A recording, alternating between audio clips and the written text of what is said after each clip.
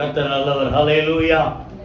ஆமென். நான் ஏற்கனவே சொன்னபடி ஒரு வாரம் முன்னாடியே ஆண்டவரை இருதயத்தில் பேசின அந்த வார்த்தை தான் நம்ம பார்க்க போகிறோம். நான் வாசித்த அந்த சங்கீதம் 91ஆம் சங்கீதம் கடைசி வசனம் 16வது வசனம். 91ஆம் சங்கீதம் 16. நீடித்த நாட்களால் அவனை திருப்தியாக்கி என் ரட்சிப்பை அவனுக்கு காண்பிப்பேன்.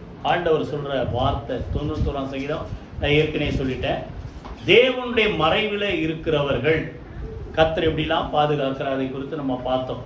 சரியா? அது முடிவை சொல்றாரு. பாதி வயசுல மரணம் வராதபடிக்கு திருப்தியான ஆயுசு நாட்களை கர்த்தர் நமக்கு தருகிறவர். எப்படி சொல்றாரு? திரும்பி வாசிங்க எல்லாம் சேர்ந்து. நீடித்த நாட்களால் அவனை திருப்தியாக்கி என் ரட்சிப்பை அவனுக்கு காண்பிப்பேன். இப்போ நீடித்த நாட்கள்னா நமக்கு போதும் சொல்ற அளவுக்கு. ஆனா அது ஒரு வகையில தான் சொல்ல முடியும். ஒரு சில நேரத்தில் நம்ம போதும் சொல்லுவோம், பின்னால் எல்லாம் நம்ம பார்ப்போம். ஏன் தெரியுமா? ஒரு சின்ன கஷ்டம் வந்தால் போதும் என்ன சொல்லுவீங்க? போதும் ஆண்டவரே வாழ்ந்தது அப்படிலாம் எடுத்துருந்தா இன்னைக்கு இங்கே உட்கார யாரும் உட்கார்ந்துருக்க மாட்டீங்க, போய். ஆனால் அன்னைக்கு ஆண்டவர் நீங்கள் போதும் சொன்னால் கூட உங்களை போக விடலை. புரியுதா? போக விடாதபடிக்கு இன்னைக்கு வரைக்கும் காத்திருக்கிற காரணம் அவருக்கு அது போதும் தெரியல, அவருக்கு திருப்தி ஆகும். நீங்க இன்னும் நாள் இருக்கணும். பவுல் கூட சொல்றாரு பாருங்க பிலிப்பியர்ல. புரியுதா? கிறிஸ்துவோடு கூட இருக்க எனக்கு ஆசை. புரியுதா? இந்த உலகத்தை விட்டு அவர் ராஜ்யத்துல போய் நிக்கணும். ஆனா இந்த சபை மக்களுக்கு நான் இருக்கிறது அவங்களுக்கு பிரயோஜனம் இருக்கிறதால ஆண்டவர் இன்னும் கொஞ்ச நாளைக்கு இந்த உலகத்துல வச்சிருக்கிறாரு. புரியுதா? அப்போ நம்ம ஆசைக்கு மேல தேவனுடைய திட்டம், தேவனுடைய சித்தம் ஒன்று இருக்கு பாருங்க. அது நிச்சயமா நமக்கு நல்ல ஆயுசு நாட்களை சொல்லுங்க கூட்டி தரும், திருப்தியாக்க ஒரு நல்ல ஆயுசு நாட்களை ஆண்டவர் தருவார். இதுக்கு ரீசன் நம்ம ஏற்கனவே படித்தோம். அந்த 14ஆம் வசனம் நம்ம பார்த்தீங்கன்னா, அவன் சொல்லுங்க என்னிடத்தில் வாஞ்சையாய் இருக்கிறபடியால். மோசேக்கு ஆண்டவரை பார்க்கணுன்ற ஆசை. யாத்திரா 33ஆம் அதிகாரத்தில் ஆண்டவரே உங்க மகிமையை நான் பார்க்கணும். கேட்கக்கூடாத ஒரு என்ன சொல்றது, ஒரு அற்புதமான காரியத்தை கேட்கிறார். ஆண்டவர் பார்க்கிறாரு, என் மகிமையை பார்த்தா நீ உயிரோடு இருக்க முடியாது, ஆனாலும் நான் என்ன செய்வேன், உன்னை ஒரு மறைவான இடத்துல கண்மலை, அந்த கண்மலை யாரு? இயேசு. அவர் தான் மகிமை வெளிப்படுத்துறார். கண்மலைக்குள்ள உன்னை மறைச்சு என் கையை வச்சு உன்னை மூடுவேன், நான் கடந்து போன பிறகு கையை எடுப்பேன், என் பின்புறத்தை காண்பேன். அப்போ மோசேக்கு ஆசை ஆண்டவரை பார்க்கணும். அதனால்தான் நீடித்த நாட்கள். எத்தனை வருஷம்? பொதுவாகவே பலத்தின் மிகுதியால் 80 வருஷம். 90ஆம் சங்கீதத்தில் இங்கே சொல்றாரு நீடித்த நாட்கள்னா அவனுடைய ஆயுசு நாட்கள் 120 வருஷம். இதுவரைக்கும் மோசே அடக்கம் பண்ணதை கர்த்தரே அடக்கம் பண்ணதுனால எங்க அடக்கம் பண்ணப்பட்டான்றதை யாரால என்ன செய்ய முடியல, கண்டுபிடிக்க முடியல. அதே போல இன்னொரு மனுஷன் நீங்க பைபிள்ல படிச்சீங்கன்னா ஆண்டவர் மேல ரொம்ப வாஞ்சையா இருந்த மனுஷன். சும்மா சொல்லுங்க, உங்களுக்கு யார் மனசுல ஞாபகம் சொல்லுங்க, யாராவது ஆண்டவர் மேல என்னமா? யாரு? யோபு. யோபுக்கும் பரவாயில்ல, கஷ்ட நேரத்திலையும் பேக் வாங்கல. பொண்டாட்டி அந்த அம்மா சொல்லுது, மனைவி ஏன் இவ்வளோ கஷ்டப்பட்டு இன்னும் ஆண்டவர்ன்ற உங்களை யாராவது சொல்கிறாங்களா? கஷ்டம் வரும்போது ஏன் இன்னும் கஷ்டத்தில் ஆண்டவர் பிடிச்சின்னு இருக்க? தேவனை தூஷித்து என்ன செய், ஜீவனை விட்டுரு சொல்கிறா. கர்த்தரிடத்தில் நன்மை பெற்றனா தீமை பெற. கர்த்தர் தீமை செய்யல, ஒரு சேலஞ்ச். புரியுதா? அவன் சாட்சியா ஆண்டவருக்கென்று நின்னதால தான் அவனுடைய ஆயுசு நாட்கள் என்னுடைய கணக்கு 210 வருஷம் போடல. ஏன்னா எல்லாத்தையும் டபுளாக கொடுத்தாருல்ல. அந்த ட்ரையல் முடிந்ததுக்கப்புறம், அந்த பாடு உபத்திரம்லாம் முடிந்ததுக்கப்புறம், புரியுதா, எவ்வளோ நாள் தான்? 140 வருஷம் இருந்திருக்கு. இப்போ இழந்ததெல்லாம் டபுள். அப்போ 70 வருஷம் அவன் இருந்திருந்தா அதுக்கப்புறம் டபுளாக ஆண்டவர் கொடுத்துருந்தா 140னா இப்போ மொத்தம் எவ்வளோ சொல்லுங்க? 210 வருஷம். புரியுதா? அப்போ பாருங்க, ஆண்டவர் மேலே வாஞ்சியா இருந்த யோபு எந்த வகையில் ஆண்டவர் என்ன செய்யல, தூஷிக்கல. ஆண்டவரே சொல்றார், என் தாசனாகி யோபு பேசுறது போல நீங்க பேசல அப்படின்றார். அடுத்து பார்த்தீங்கன்னா தாவீது சங்கீதம் முழுசும் பார்த்தா எவ்வளோ வசனம். வறண்டதும் விடாய்த்ததும் தண்ணீரற்றதுமான நிலத்தை போல என் ஆத்துமா மான் நீரோடை வாஞ்சித்து கதறுவது போல என் ஆத்துமா தேவனை வாஞ்சித்து கதறுகிறது. அதான் அந்த வாஞ்சையோடு இருந்த தாவீதுக்கு கர்த்தர் தீர்க்காயுசை கொடுத்தார். புரியுதா? அப்படி நீங்க ஆண்டவர் மேல ஆசையா வாஞ்சியா இருந்தா கர்த்தர் நிச்சயமா சொல்லுங்க தீர்க்காயுசை கொடுப்பார். இப்போ ஒரு 3 பேரை நம்ம பார்க்க போறோம். இது நான் சொன்னது வேற. புரியுதா? வாஞ்சையா இருந்த மக்களை குறித்து நாம் பார்த்தோம். தீர்க்காயுசை தேவன் கொடுத்து திருப்தியாக்கினார். திருப்தியா இருக்கிற தீர்க்காயுசு சொல்லுங்க வாயை திறந்து. திருப்தியா இருக்கத்தக்கதான ஒரு தீர்க்காயுசு. ஒரு 3 பேர் எப்படி வாழ்ந்தாங்க அதை குறித்து பார்த்துட்டு தீர்க்காயுசா நீடித்த நாட்களா வாழ்வதற்கு நம்ம என்ன செய்யணும் அது ஒரு 3. ரொம்ப ஷார்ட்டா சீக்கிரமா எல்லாமே 3 நாள் 5 சொன்னா மொத்தம் அரை மணி நேரம் முடிச்சிடுவேன். சரியா? இப்போ முதல்ல வாசிங்க திருப்தியான ஆயுசு நாட்கள். யாருக்கு? லூக்கா 2ஆம் அதிகாரத்துல சிமியோன் அப்படின்ற ஒரு கருத்து நம்ம பார்க்கிறோம். எல்லாரும் எடுத்து லூக்கா 2ஆம் அதிகாரம் 25ஆம் வசனம். யாராவது வாசிங்க முதல்ல. சிமியோன் என்னும் பேர் கொண்ட ஒரு மனுஷன் அவன் நீதியும் தேவபக்தி உள்ளவனாயும் இஸ்ரவேலின் ஆறுதல் வர காத்திருக்கிறவனாயும் இருந்தார். அவன் மேல் பரிசுத்த ஆவி இருந்தார். அவன் எது காத்திருக்கிறான்?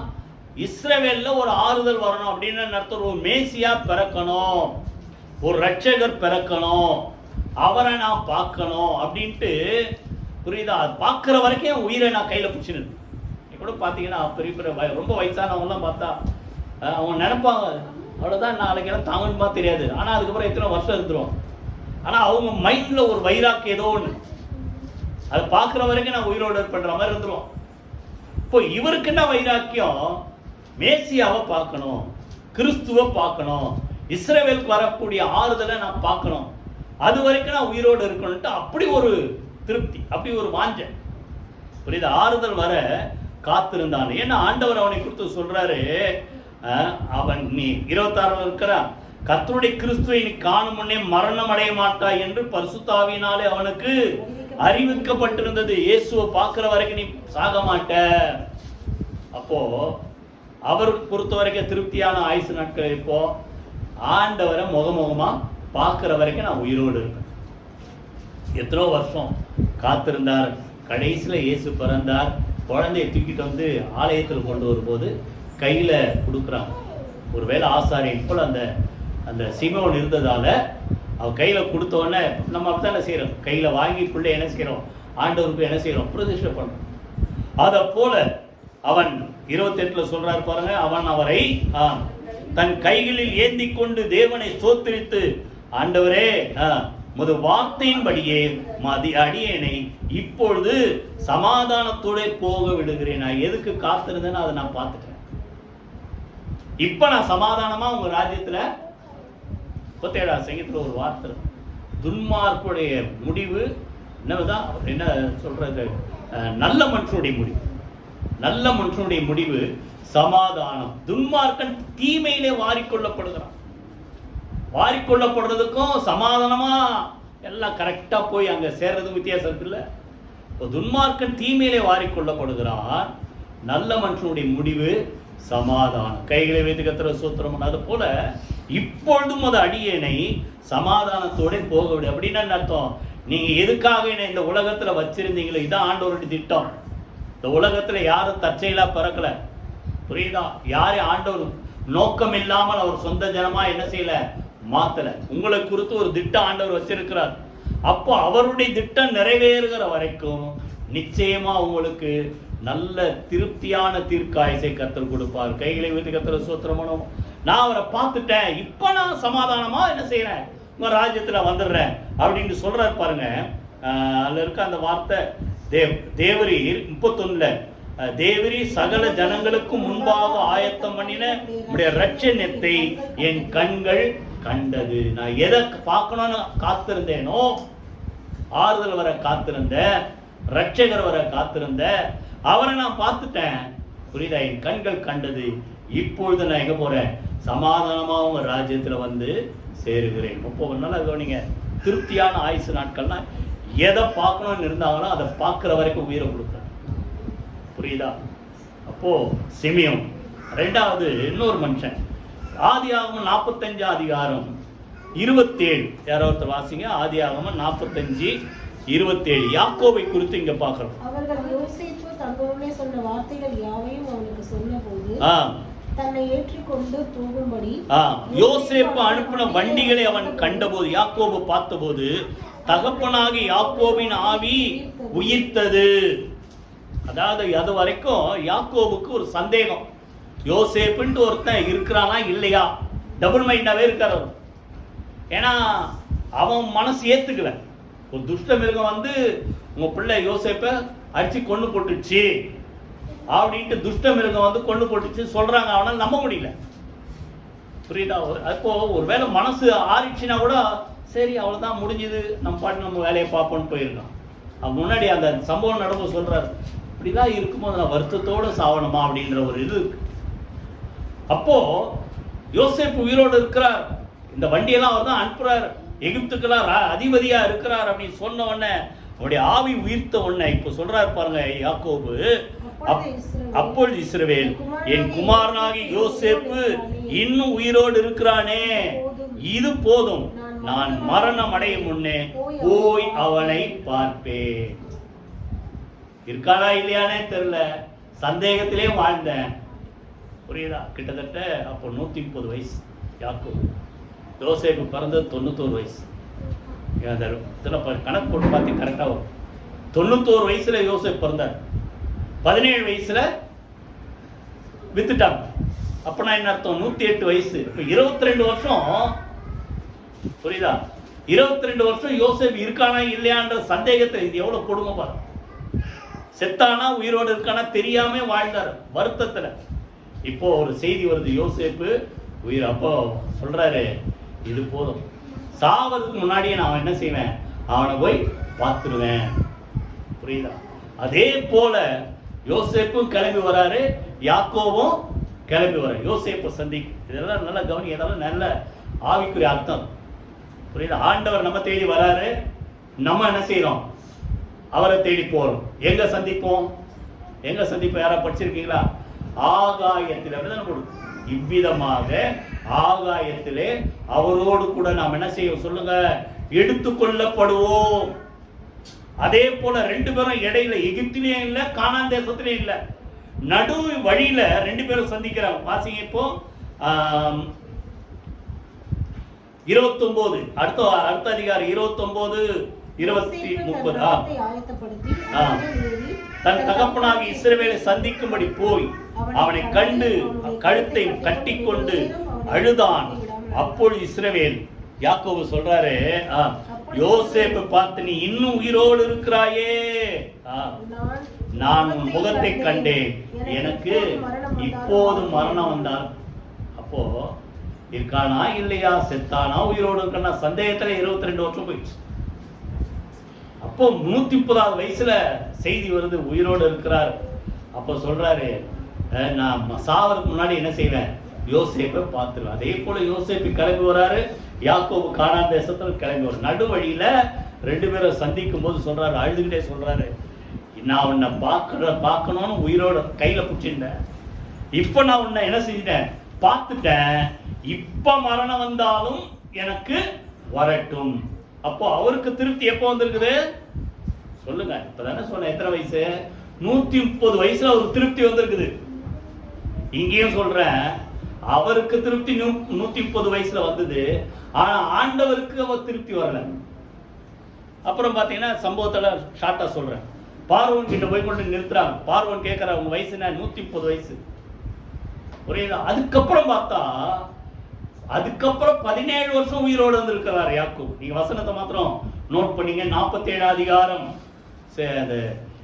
28ஆம் வசனத்துல நீங்க பாத்தீங்கன்னா அங்க இருக்கோம். எத்தனை வயசா?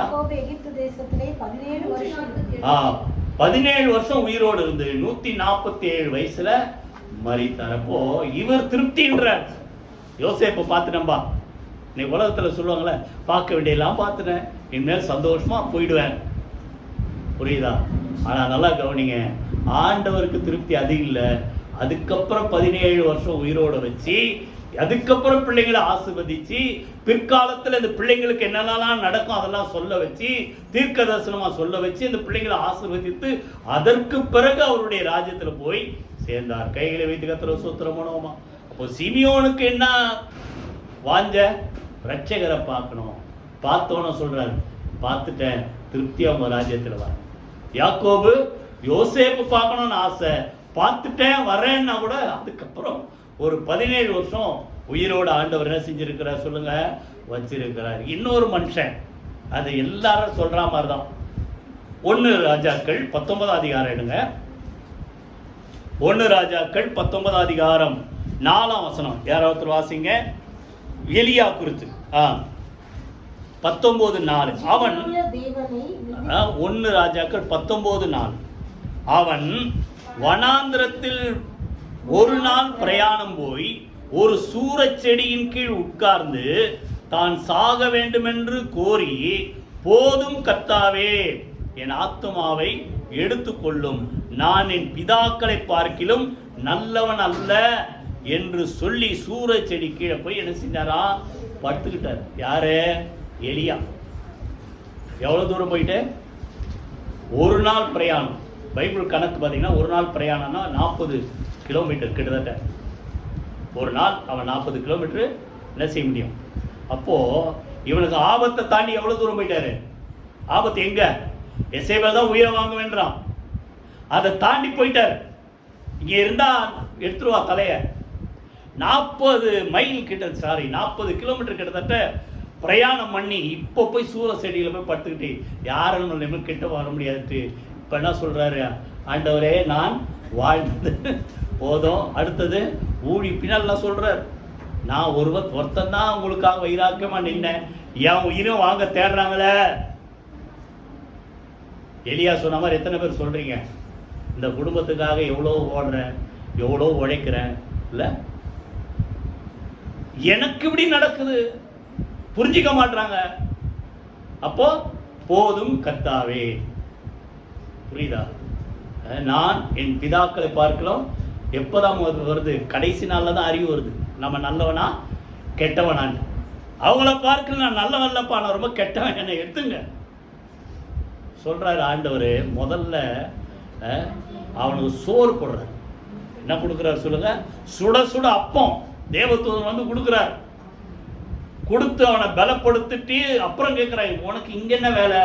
உன் மூலமா இன்னும் செய்ய வேண்டிய காரியம் நிறைய இருக்குது அப்படின்னு பின்னால் அவனுக்கு ஒரு பெரிய வேலையெல்லாம் கொடுக்குறார். அடுத்த ராஜாவை அபிஷேகம் பண்ணணும், அடுத்த தீர்க்கதரிசி அபிஷேகம் பண்ணணும், இதெல்லாம் சொல்றார். புரியுதா?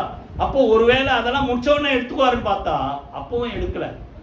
கடைசியில் அவர் அப்போ சாகலை, எடுக்கிறது இல்லை, சாகலை. அதற்கு பிறகு போதும், வாழ்ந்தது போதும்னு சொன்ன எலியாவை ஆண்டவர் என்ன செஞ்சார் சொல்லுங்க? 2 அதிகாரம் 11. யாராவது வாசிங்க. 2:11. அடுத்த 2 ராஜாக்கள் 2:11. 2 ராஜாக்கள் 2:11. அவர்கள் பேசிக்கொண்டு நடந்து போகையில் இதோ அக்கினி ரதமும் அக்கினி குதிரைகளும் வந்து இருவரையும் பிரித்தது. எலியா சுழல் காற்றிலே பரலோகத்திற்கு ஏறி போனான். கைகளை வைத்து கர்த்தரை ஸ்தோத்திரம் பண்ணுவேன். உயிரோடு போயிட்டார். என்ன கேட்டவரு? போதும் கர்த்தாவே, என்னை இங்கேயே கொன்னு போட்டுருங்க. புரியுதா? இப்போ அவனுக்கு போதும்னு ஆயிடுச்சு. ஆனா ஒரு பெரிய எழுப்புதல் உண்டாக்கிட்டார். கர்த்தரே தெய்வம், கர்த்தரே தெய்வம் வந்து இஸ்ரவேல் தேசத்துல அத்தனை மக்களும் என்ன செய்தாங்க? மனம் திரும்பிட்டாங்க. பாகால் அல்ல, உண்மையான தெய்வம் கர்த்தர் தான்ட்டு நிரூபிச்சு காமிச்சார். அப்போ அவரை பொறுத்த வரைக்கும் அவர் என்ன நினைச்சாரு? செய்ய வேண்டிய செஞ்சுட்டேன், வாழ்ந்தது போதும். ஆனா அவருக்கு திருப்தி வந்தது. ஆனா ஆண்டவருக்கு என்ன செய்யல சொல்லுங்க? திருப்தி இல்லை. என்ன பண்ணாராம்? உயிரோட பரலோகத்துக்கு கொண்டு போய் இன்னைக்கு வரைக்கும் சாவாம பரலோகத்துல உயிரோடு இருக்கிற மனுஷன் யார் சொல்லுங்க? எலியா. அதுக்கு முன்னாடி இன்னொருத்தர் போயிட்டார், ஏனோக். 300 வருஷம் ஆண்டவர் கூடவே நடந்து நடந்து நடந்து நடந்து நல்ல ஒரு பரிசுத்தம் சொல்லுவார். நடந்து நடந்து நடந்து நடந்து நடந்து அப்படியே நடந்துகிட்டே எங்க போயிட்டாங்க? பரலோகத்துக்கே போயிட்டான். ஆடல நம்ம இங்கே வந்துட்டோமா, சரி நீ இங்கே இருந்துட்டான். புரியுதா? அப்ப நல்லா இதெல்லாம் என்ன சொல்லுங்க? தேவன் மேல வாஞ்சை. புரியுதா? இன்னைக்கு வரைக்கும் மரணத்தை காணாமல் உயிரோடு இருக்கிற 2 பேர்ல ஒருத்தர் எலியா. புரியுதா? ஆண்டவர் வர்றதுக்கு முன்னாடி அவர் வந்து என்ன செய்வார்? 2 சாட்சியில் ஒருத்தரா இந்த உலகத்துல எல்லா மனிதருக்கும் மறிக்க வேண்டிய ஒரு மரணம் வரும்போது அப்போ வருவார். அப்போ பைபிள்ல எழுதப்பட்டு 969 வருஷம் யாரு? மெத்துசலா. அதான் லாங் லைஃப். இதுக்கு மேல இன்னும் உயிரோடு இருக்கிற ஒரு மனுஷன் யார் சொல்லுங்க? எலியா. கைகளை வைத்து கர்த்தரை ஸ்தோத்திரம் பண்ணுவோமா? அப்ப அவரும் சொல்றாரு, போதும் சொன்னாரு. ஆனா ஆண்டவருக்கு அது திருப்தி ஆகல. அந்த வார்த்தை நீடித்த நாள். சொல்லுங்க வாய் திறந்து. நீடித்த நாட்களால் அவனை திருப்தி ஆக்கி என் ரட்சிப்பை அவனுக்கு காண்பிப்பேன். கைகளை வைத்து கர்த்தரை ஸ்தோத்திரம் பண்ண 3 பேர் திருப்தியான ஆயுசு நாட்கள். சிமியோன், யாக்கோபு, எலியா. இப்போ 3 காரியம் ரொம்ப ஷார்ட்டா பார்த்துட்டு முடிப்போம். புரியுதா? நீடித்த நாட்கள் இருக்கணும்னா நம்ம என்ன செய்யணும்? கண்டிஷன் இல்லாமல் ஏதாவது வருமா?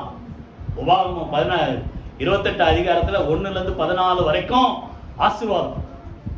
அப்புறம் படிச்சு பாருங்க. இப்போ கூட திருப்பி நான் ரிப்பீட் பண்ணும்போது அது திருப்பி படிக்கிறேன். புரியுதா? அந்த 2ஆம் வசனத்திலிருந்து 14 வசனம் வரைக்கும் ஆசீர்வாதம். 1ஆம் வசனம் கீ. இப்படி இருந்தால், செவி கொடுத்து வந்தால், இப்பொழுது சொல்லப்படும் ஆசீர்வாதங்கள்லாம் உன் மேல உனக்கு பலிக்கும். அப்போ திருப்தியா நீடித்த நாட்கள் வாழணும்னா என்ன செய்யணும்? ஒரு நிபந்தனை. 3 காரியம் நிறைய இருக்குது. ரொம்ப ஷார்ட்டா 3 முதல்ல வாசிங்க. உபாகமம் 4ஆம் அதிகாரம் 40வது வசனம். உபாகமம் 4ஆம் அதிகாரம் 40ஆம் வசனம் வாசிங்க. நீயும் உனக்கு பின்வரும் உன் பிள்ளைகளும் நன்றாய் இருக்கும்படிக்கும். நீங்களும் உங்க பிள்ளைகளும் நல்லா இருக்கணும். முதல்ல சொல்லுங்க வாய் திறந்து. வாய் திறந்து சொல்லுங்களேன். நல்லா இருக்கணும். அடுத்தது, உன் தேவனாகிய கர்த்தர் உனக்கு என்றென்றைக்கு கொடுக்கிற தேசத்துல நீடித்த நாட்களாய் இருக்கும்படிக்கு. இப்ப நீடித்த நாள் இருக்கணும், லாங் லைஃப். என்ன செய்யணுமா? நான் இன்று உனக்கு கற்பிக்கிற அவருடைய கட்டளைகளையும் அவருடைய கற்பனைகளையும் கைக்கொள்ள கடவாய். நல்லா கவனிங்க. நீடித்த நாள் இருக்கணும், தேவ வார்த்தைப்படி வாழும். ஷார்ட்டா சொன்ன கற்பனை கட்டளை பைபிள்ல இருக்கு. பழைய ஏற்பாடு. புதிய ஏற்பாடுல அவர் சொன்னது இன்னும் வேற. புரியுதா? சுருக்கமா சொன்னா, லாங் லைஃப் வேணும்னா சொல்லுங்க, ஆண்டவர் வார்த்தையின்படி வாழ வேண்டும். கைகளை வைத்து கர்த்தரை ஸ்தோத்திரம் பண்ணுவோம். புரியுதா? மத்தேயு 7ஆம் அதிகாரத்தை தான் சொல்றார். நான் சொன்ன இந்த வார்த்தையின்படி நடக்கிறவன் எவனோ அவன் கன்மலையின் மேல் அஸ்திவாரம் போட்டு தன் வீட்டை கட்டின புத்தியுள்ள மனுஷனுக்கு ஒப்பிடப்படுவான். பெருமழை வந்தது, பெருவெள்ளம் வந்தது, காற்று அதன் மேல் அடித்தது, ஆனா அந்த வீடு நிலைத்தப்போ நல்ல நிலைத்திருக்கக்கூடிய ஒரு வாழ்க்கை யாருக்கு? ஆண்டவர் சொன்ன வார்த்தையின்படி வாழுகிறவர்கள். அதன்படி செய்யாதவன் மணல் மேல் தன் வீட்டை கட்டின புத்தி இல்லாத மனுஷனுக்கு ஒப்பிடப்படுவான். அங்கே காத்தடிச்சது, வெள்ளம் வந்தது, அந்த வீடு என்ன பண்ணான்? மோதின உடனே அது இடிந்தது, முழுதும் அழிந்தது. புரியுதா? அப்ப நல்லா கவனிங்க. நம்ம லாங் லைஃப் நீடித்த நாட்கள் இருக்குன்னா சொல்லுங்க வாய் திறந்து, அவர் சொன்ன வார்த்தையின்படி நாம் வாழ வேண்டும். புரியுதா? 2 வசனம் வாசிங்க. அதற்கு பிறகு அது என்ன வார்த்தைன்றதை பார்ப்போம். முதல்ல வாசிங்க. நீதிமொழிகள் 4ஆம் அதிகாரம் 10ஆம் வசனம் வாசிங்க. நீதிமொழிகள் 4ஆம் அதிகாரம் 10.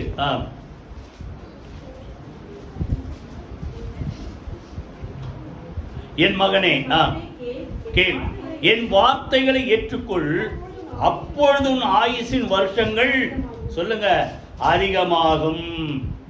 அடுத்தது இங்க சொல்றாரு 3:2 அவைகள் உனக்கு நீடித்த நாட்களையும் தீர்க்காயுசையும் சமாதானத்தையும் பெருக பண்ணும். கைகளை வைத்து கர்த்தரை ஸ்தோத்திரம் பண்ணுவோம். அப்போ தேவ வார்த்தையை நடந்தா கேட்டு அதன்படி நடக்கிறவர்கள் சொல்லுங்க நீடித்த நாட்களையும் தீர்க்காயுசையும் பெருக பண்ணும். நல்லா கவனிங்க. தேவன் சொன்ன கற்பனைகள் கட்டளைகள் இல்லைன்னா அவர் சொன்ன அந்த வார்த்தை என்ன சொல்றாரு நமக்கு?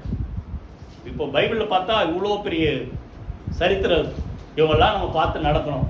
பிரமாணங்கள் பார்த்தா அது ஒரு சப்ஜெக்ட் தனியாக, கட்டளைகள் பார்த்தா அது ஒரு சப்ஜெக்ட். எல்லாத்தையும் பார்த்து சுருக்கமாக ஆண்டவர் சொல்றாரு ஒருத்தங்கிட்ட. வாசிங்க. இப்போ மத்தேயு 22ஆம் அதிகாரம் எடுத்துங்க. மத்தேயு 22ஆம் அதிகாரம்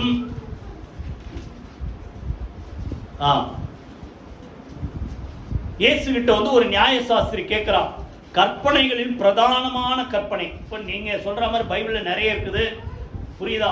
நான் கை கொள்ள வேண்டிய முக்கியமான பிரதானமான கற்பனை எதுன்னா 37 சொல்றாரு ஆண்டவர் இயேசு அவனை நோக்கி, உன் தேவனாகிய கர்த்தரிடத்தில் உன் முழு இருதயத்தோடும் முழு ஆத்மாவோடும் முழு மனதோடும் அன்பு கூறுவாயாக. இதான் முதலாவது கற்பனை, முதலாவது பிரதான கற்பனை.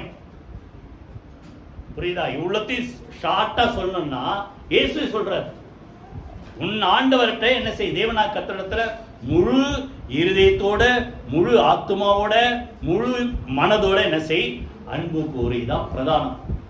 இதற்கொப்பா இருக்கிற இரண்டாவது பிரதானமான கற்பனை என்ன சொல்றாரு?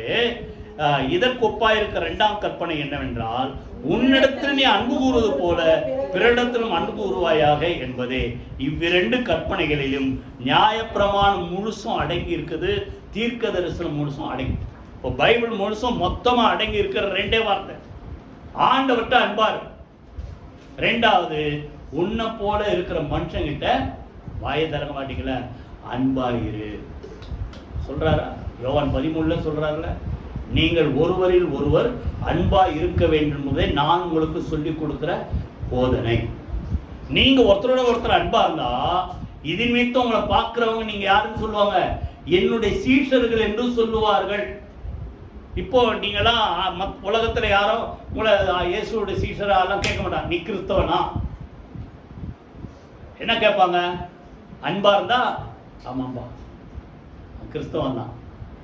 அன்பா இல்லை, சண்டை சச்சரவு என்ன சொல்லுவாங்களா யாராவது? நீங்கள் ஒருவரில் ஒருவர் அன்பா இருந்தா தான் சொல்றாரு. ஆண்டவர்கிட்ட அன்பாரு, நீ பார்க்கிற மனுஷன்கிட்ட அன்பாரு. ஷார்ட்டா சொல்லிட்டார்.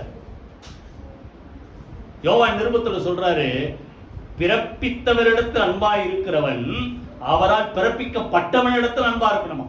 5ஆம் அதிகாரம். பிறப்பித்தவர் யாரு? ஆண்டவர். அவரால் பிறப்பிக்கப்பட்டவர்கள் யாங்க? உலகத்தில் இருக்கிற மக்கள்.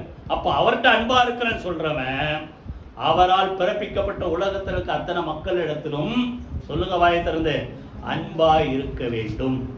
4ஆம் அதிகாரத்தில் என்ன சொல்றாரு? காண்கிற தேவனிடத்தில் அன்பு கூறு என்று சொல்லுகிறவன், புரியுதா? சாரி, காண்கிற சகோதரத்தில் அன்பு கூறாதவன். நம்ம ஏதாவது யாரும் உலகத்துல யாரை பார்க்குறோம்? டெய்லி நீங்களாம் இருக்கவங்கள நான் பார்க்குறேன், சரியா?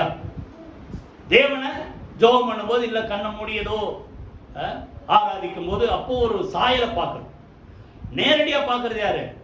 மனுஷங்களை தான் பார்க்கணும். காண்கிற அந்த மனுஷங்கிட்ட அன்பு கூறாதவன் காணாத தேவனிடத்தில் எப்படி அன்பு நம்புவாங்க உலகத்துல? புரியுதா? இப்போ சொல்றாரு, தேவனுடைய வார்த்தைப்படி நடந்தால் அவனுக்கு என்ன உண்டு? வாய்த்தன்னு சொல்லுங்களேன், நீடித்த நாட்கள் உண்டு. தேவனுடைய வார்த்தை சுருக்கம் என்ன? அவர்கிட்ட அன்பாரு, சொல்லுங்க வாய்த்திருந்து. அவர் மூலமா பிறக்கப்பட்ட இந்த உலகத்தில் இருக்கிற அத்தனை மக்கள் இடத்துல அன்பாயிரு. நீங்க உலகத்துல இதான் குறவு.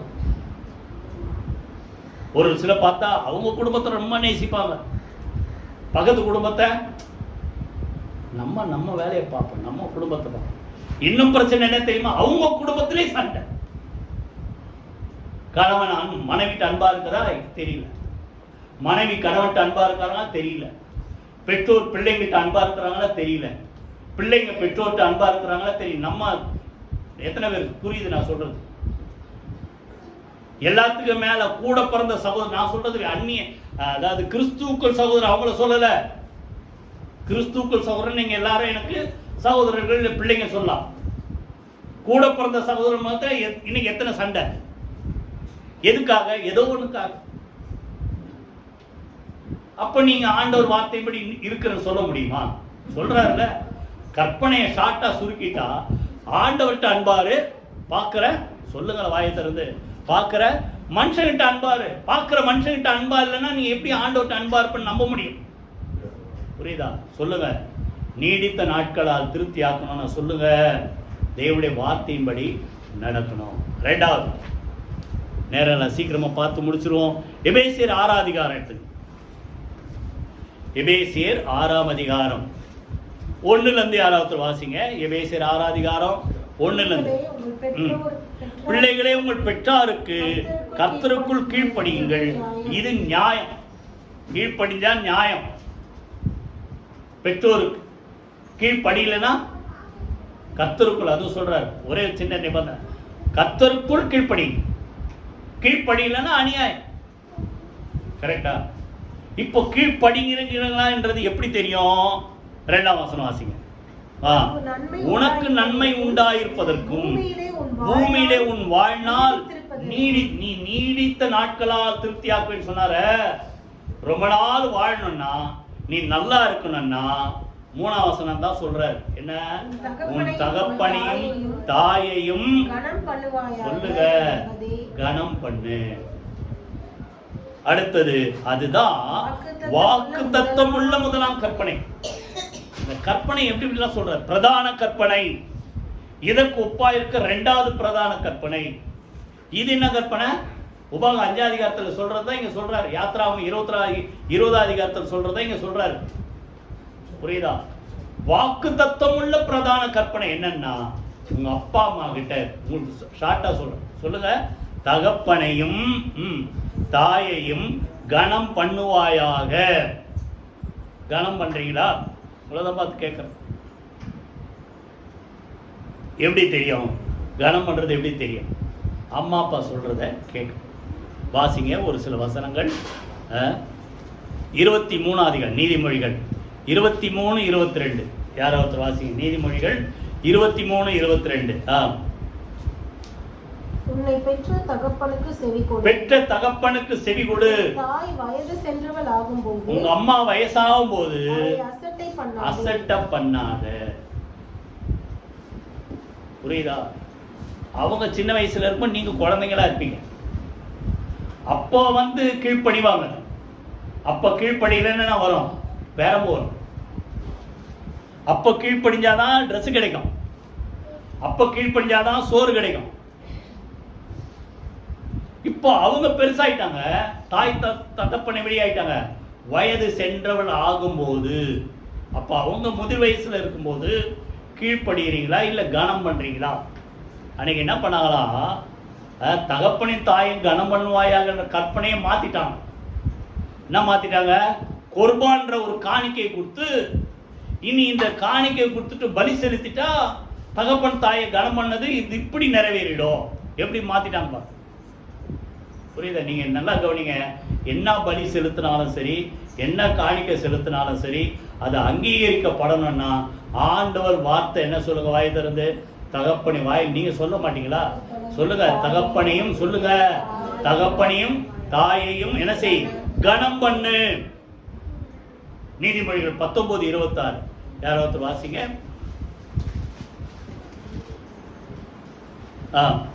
தகப்பனை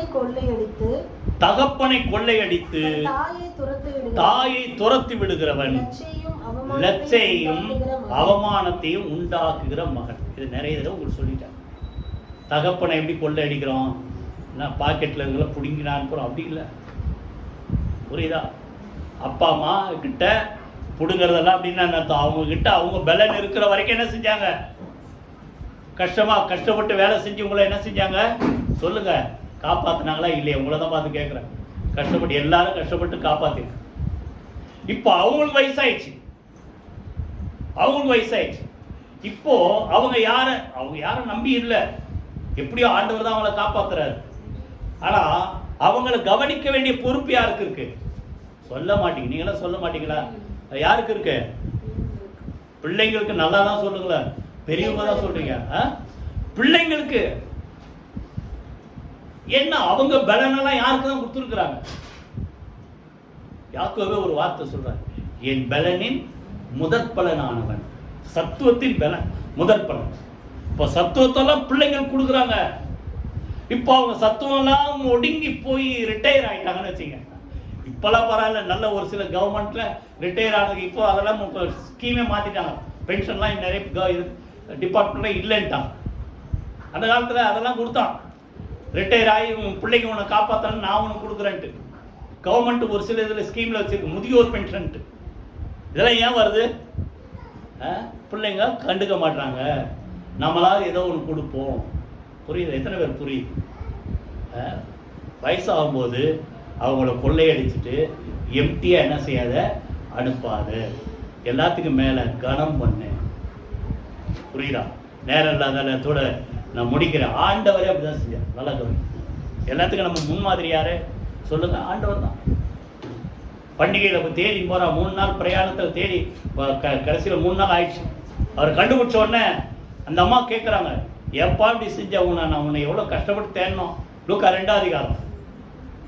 அப்போது ஆண்டவர் என்ன சொல்கிறார் 49, நீங்கள் ஏன் என்னை தேடினீர்கள், என் பிதாவுக்கு அடுத்தவையில் நான் இருக்க வேண்டியது நீங்களே அறியீர்களா அப்படின்னு அர்த்தம். 12 வயசு ஆன உடனே யூதருடைய வழக்கம் என்னன்னா, தகப்பன் என்ன செஞ்சாரோ அதை அவர் அந்த பிள்ளை செய்யணும். இப்போ இவர் 12 வயசு ஆயிடுச்சு. இவருக்கு என்ன, அது உலக பிரகாரமான தகப்பன்ல. உண்மையான தகப்பன் யார் சொல்லுங்க? தேவன். அதான் பிதான்ற. அவருக்கு அடுத்தவர்கள் இருக்கணும்ட்டு ஆலயத்தில் போய் என்ன பண்ணிட்டார்? உபதேசம் பண்ண ஆரம்பிச்சார். அப்புறமும் நல்லா கவனிங்க, 51ஆம் வசனமா யாராவது வாசிங்க. பின்பு அவர் அவர்களோட கூட போய், நல்லா கவனிங்க எல்லாரும். அப்படி சொன்னா கூட அந்த 30 வயசு வரைக்கும் அவர்களோடு கூட போய் நாசரேத்தூரில் சேர்ந்து அவர்களுக்கு கீழ்ப்படிந்திருந்தார். நல்லா கவனிங்க, யாரு கீழ்ப்படிந்திருந்தாராம்?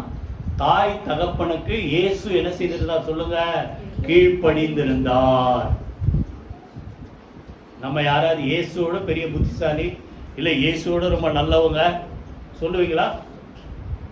ஆண்டவரே தன்னுடைய பெற்றோர், உலக பிரகாரமான பெற்றோர் சொல்றேன், அவங்களுக்கு என்ன செய்தார் சொல்லுங்க? கீழ்ப்படிதார். சொல்றாரு என்ன கற்பனை? அதை சொல்லுங்க. வாக்கு தத்தம் உள்ள பிரதான கற்பனை. தகப்பன தாய் என்ன செய்? கனமனும். கடைசியா மூணாவதாக முதல்ல என்ன பார்த்தோம் சொல்லுங்க? தேவனுடைய வார்த்தையின்படி நடக்கணும். 2வது தகப்பன் தாயை கனம் பண்ணு. 3வது உபாகமம் 25ஆம் அதிகாரம் 13 யாராவது வாசிங்க. உபாகமம் 25ஆம் அதிகாரம்.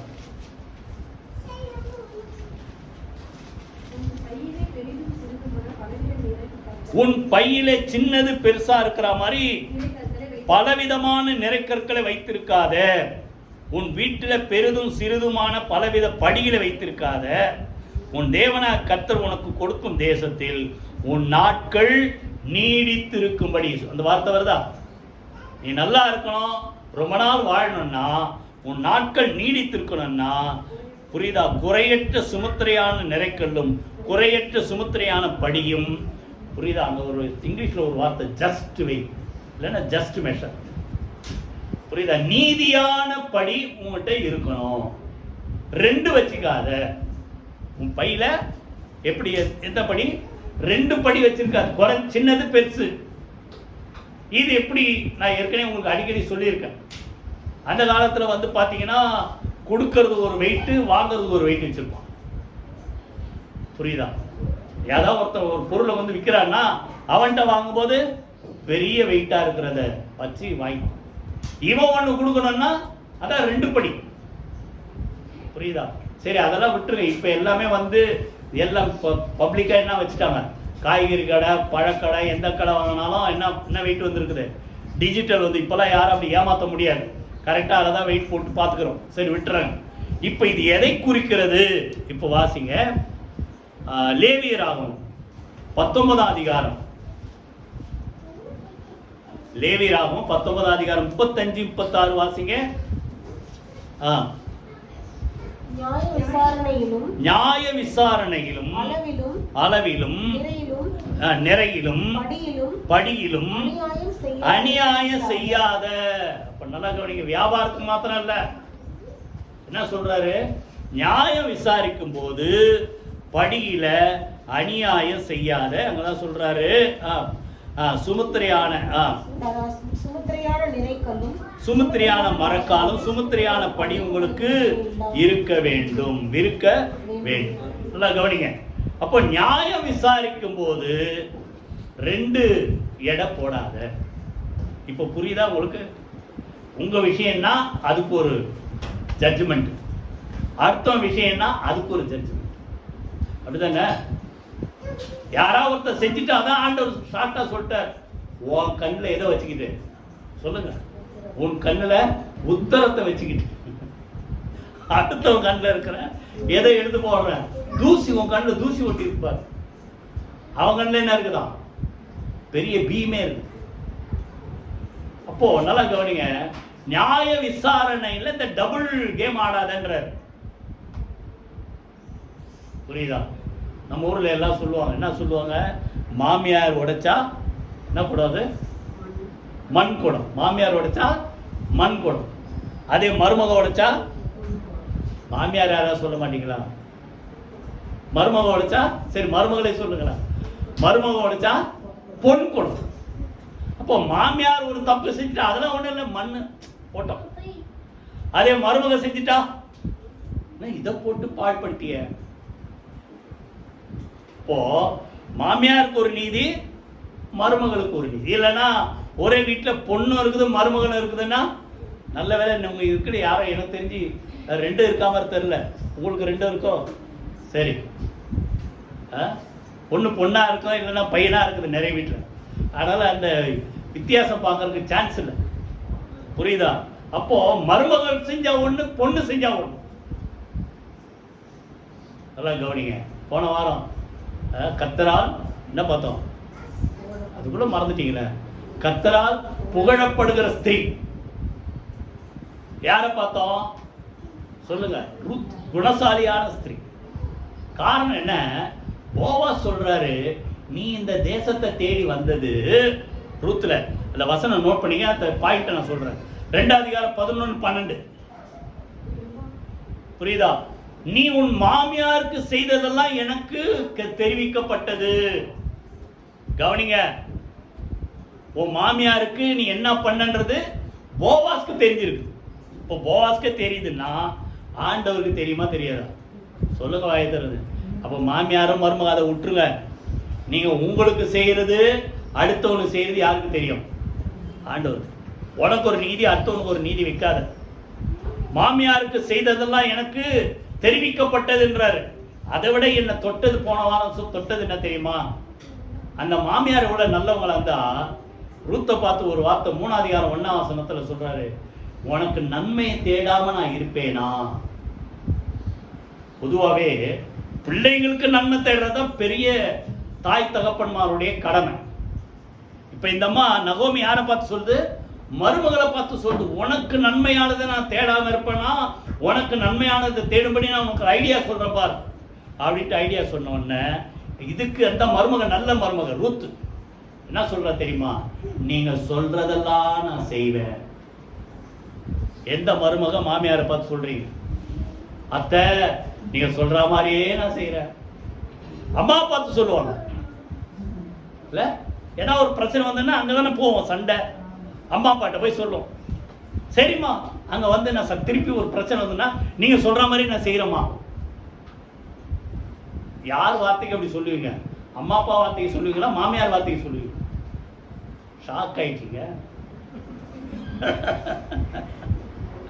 இந்த அம்மா என்ன சொல்றது? ரூத்து மாமியாரை பார்த்து சொல்றது, நீங்க சொல்ற மாதிரியே நான் செய்யறேன். சரி, நேரம் இல்லை. இப்போ நல்லா கவனிங்க. குடும்பத்துல என்ன வரக்கூடாது சொல்லுங்க? பட்சபாதம் வர. உனக்கு ஒரு நீதி, புரியுதா? பொண்ணுக்கு ஒரு நீதி, பையனுக்கு ஒரு நீதி, இல்லை மருமகனுக்கு ஒரு நீதி, மருமகளுக்கு ஒரு நீதி, இல்லை இருக்காதீங்க. புரியுதா? நியாய விசாரணையில ஒன்னா ஒழுங்கா. ஏன்னா தேவன் யார் சொல்லுங்க? சொல்லுங்க, வாயத்திறந்த தேவன் பட்சபாதம் இல்லாதவர். அப்போஸ்தலர் 10:34. பேதுரு குறுநெலி வீட்டில் போய் பிரசங்கம் பண்ண ஆரம்பிச்சோன்னு சொல்ற முதல் வார்த்தை, தேவன் பட்சபாதம் உள்ளவர் அல்ல. சரி, அது குடும்பத்துல மாமியார் மருமக அண்ணன் தம்பிகளுக்குள்ள ஒருத்தனை ஒரு பக்கம் இப்படி இன்னொருத்தனை இன்னொரு மாதிரி பார்க்கறத விட்டுருங்க. சர்ச்சுக்கு வந்தா நல்ல வேலை, நம்ம சர்ச்சில் எல்லாரும் ஒன்னாதான் இருக்கிறீங்க. எனக்கு தெரிஞ்சு, என் புத்தியை தெரிஞ்சு யாரும் அப்படி வித்தியாசம் பார்க்கல. அங்க வந்தா அந்த வசனத்தை மாத்திரம் படிச்சுட்டு முடிச்சிடும். 2 அதிகாரம் எடுங்க. யாக்கோபு 2 அதிகாரம். யாக்கோபு 2 அதிகாரம் முதல் வசனமா?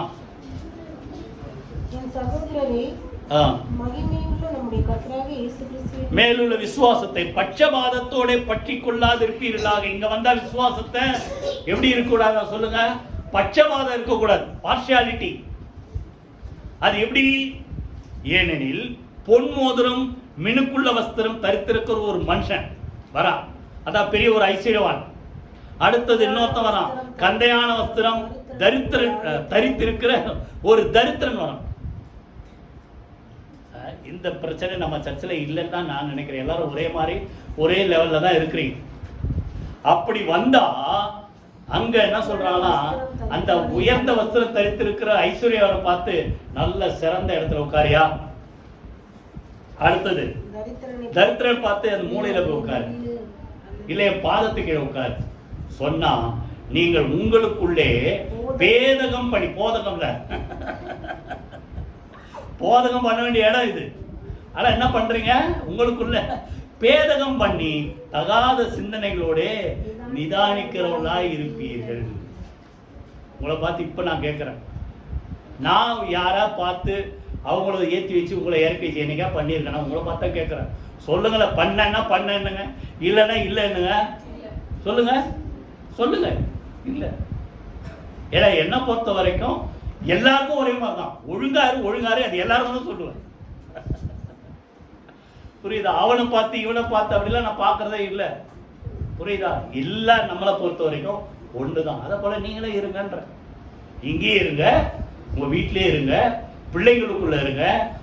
அடுத்தது சொல்லுங்க, யாரு மருமகள் பொண்ணுக்குள்ள இருங்க, இல்ல கூட பிறந்தவங்களுக்குள்ள இருங்க. என்ன செய்யாதீங்க, பட்சபாதம் பார்க்காதீங்க. அப்படி இருந்தா நீங்க நீடித்து வாழ்வீங்க. எல்லாரும் எழுந்து கர்த்தரை ஸ்தோத்திரம் பண்ணி ஜெபம் நீடித்த நாட்களால் சொல்லுங்க அவனை திருப்தியா. காரணம், தேவன் மேல வாஞ்ச, மோசேக்கு வாஞ்ச, யோபுக்கு வாஞ்ச, தாவீதுக்கு வாஞ்ச, நீடித்த நாட்கள். எல்லாத்துக்கும் மேல நீடித்த நாட்களால் திருப்தியாக்கப்பட்ட 3 பேர் இதை பார்த்தா போதும்னு வாழ்ந்தாங்க. சிமியோன் இரட்சகரை பார்த்தா போதும்னு வாழ்ந்தார், அவன் ஆசை கர்த்தர் நிறைவேற்றினார். 2வது பார்த்தோம், யோசேப்பை பார்த்தா போதும், ஆனால் அதற்கு பிறகு 17 வருஷம் ஆண்டவர் உயிரோடு வச்சார். எலியா பார்த்தா வாழ்ந்தது போதும் சொன்னாரு, ஆனா ஆண்டவர் கடைசி வரைக்கும் மரணத்தை காணாமல் இன்னும் உயிரோட பரலோகத்துல உயிரோடு இருக்கிற ஒரு மனுஷன். கைகளை வைத்து கர்த்தரை ஸ்தோத்திரம் பண்ணுவோமா. திருப்தியான ஆயுசு நாட்களை கொடுக்கிறவர். 3 நிபந்தனை பார்த்தோம். முதல்ல தேவனுடைய வார்த்தையின்படி நடக்கணும். 2வது சொல்லுங்க, தாய் தகப்பனை கனம் பண்ணணும். 3வது பட்சபாதம் இல்லாமல் எல்லாரையும் ஒன்னா பாருங்க. கர்த்தர் உங்களுக்கு நீடித்த நாட்களை தருவார். கர்த்தரை ஸ்தோத்திரம் பண்ணி ஜெபம் பண்ணுங்க. எதுல ஒரு வேளை நீங்க தவறு இருந்தாலும் நீங்க ஆண்டவர்கிட்ட செட்ரைட் ஆகுங்க. யாவரோடும் சமாதானமா இருங்க. பட்சபாதம் இல்லாமல் நடக்கணும். கர்த்தர் உங்களை ஆசீர்வதிப்பார். கர்த்தரை ஸ்தோத்திரம் பண்ணி ஜெபம் பண்ணுவோமா. எல்லாரும் கர்த்தரை ஸ்தோத்திரம் பண்ணுங்க, ஜெபம் பண்ணுவோமா. கரங்களை வைத்து கர்த்தரை துதிப்போம். கர்த்தர் நல்லவர். ஆண்டவரே, நீர் கொடுத்த வார்த்தைக்காக நன்றி செலுத்துகிறோம். நீடித்த நாட்களால் அவனை திருப்தியாக்குவேன்னு சொன்ன உம்முடைய வார்த்தைப்படி வந்திருக்கிற இந்த சத்தத்தை கேட்கிற எல்லா மக்களும் குடும்பத்துல தீர்க்க ஆயுசை கர்த்தர் கொடுப்பீராக. நீடித்த நாட்களை கர்த்தர் கொடுப்பீராக. ஒரு பாதி வயதில எடுத்துக்கொள்வது தேவனுடைய சித்தம் அல்ல ஆண்டவரே. கர்த்தர் ஆண்டவரை நீடித்த நாட்களால் அவர்கள் எதை பார்க்கணும், எதை செய்யணும், எதை சாதிக்கணும் நிற்கிறாங்களோ அதற்கு மேல அவர்களை வாழ வைத்து கர்த்தருடைய ஆண்டவரை மகிமை கர்த்தர் வெளிப்படுத்துவீராக. உடைய வார்த்தைப்படி நடக்க ஆண்டவரே. அதுக்கு மாத்திரமல்ல ஆண்டவரே, தாய் தகப்பனை கனம் பண்ண, யாவரை ஆண்டவரை பட்சபாதம் இல்லாமல் ஆண்டவரை நேசிக்க கர்த்தர் உதவி செய்வீராக. இயேசு கிறிஸ்துவின் ஜீவனுள்ள ஜெயமுள்ள நாமத்தில் ஜெபிக்கிறோம் நல்ல பிதாவே, ஆமென். நம்முடைய கர்த்தராகிய இயேசு கிறிஸ்துவின் கிருபை, பிதாவாகிய தேவனுடைய அன்பு, பரிசுத்தாவியனுடைய அந்யோன்ய ஐக்கியம் நம் அனைவரோடு சகல அனைவரோடும் ஆண்டவராகிய இயேசு கிறிஸ்து வருகப்பட்டு இருப்பதாக. ஆமென். என் ஆத்துமாவே கர்த்தரை ஸ்தோத்திரி, என் முழுமே அவருடைய பரிசுத்த நாமத்தை ஸ்தோத்திரி. என் ஆத்துமாவே கர்த்தரை ஸ்தோத்திரி, அவர் செய்த சகல உபகாரங்களை மறவாதே. ஆமென், ஆமென்.